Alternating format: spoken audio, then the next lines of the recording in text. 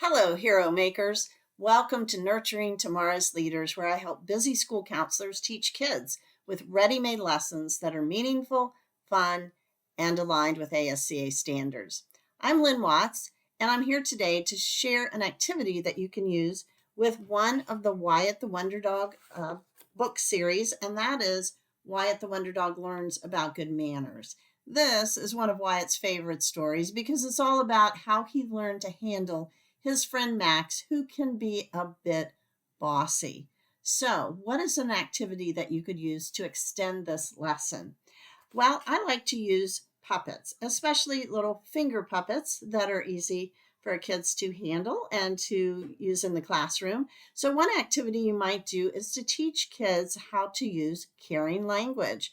So, you would have the puppet of Wyatt, and you might say something to the other puppet like, "Oh my goodness, my room is a mess and I'm going to have to clean it up all by myself." And then it's up to the child to come up with a helpful, caring statement from the other puppet, which might be something like, "I'd be glad to help." All right. So you can come up with the problem, have Wyatt express that, and then have the student respond using the other puppet.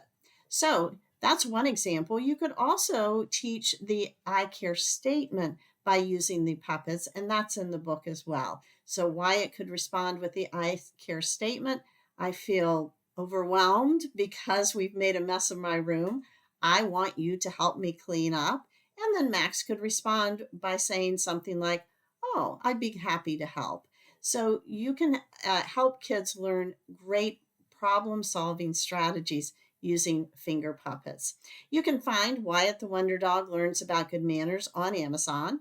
And if you visit nurturingtomorrowsleaders.com, you can also access lots of other free resources, including an entire lesson plan on Wyatt the Wonder Dog Learns About Good Manners.